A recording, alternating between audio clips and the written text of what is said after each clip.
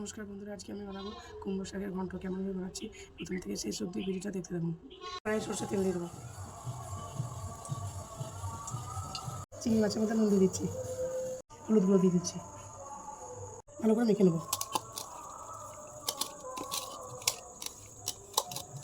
তেল গরম হয়েছে, চিংড়ি মাছগুলো ভেজে নেবো।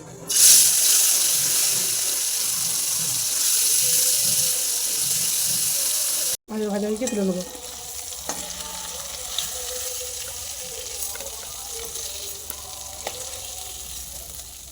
ওই তেলের মধ্যে 5 ফোড়ন, শুকনো লঙ্কা, তেজপাতা ফোড়ন দিয়ে দেবো। ওই তেলের মধ্যে আলু বেগুন দিয়ে দেবো।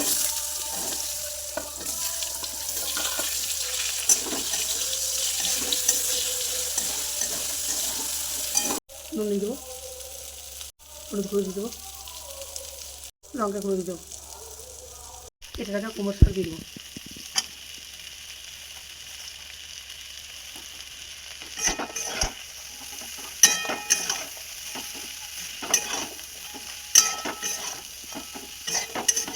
সর্ষে পোস্ত একসঙ্গে বেটে নিয়েছি, দিয়ে দেবো।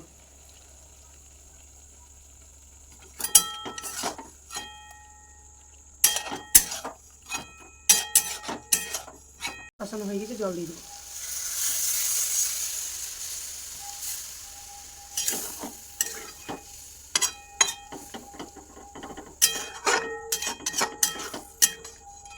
ভেজে রাখা চিংড়ি মাছ দিয়ে দেবো।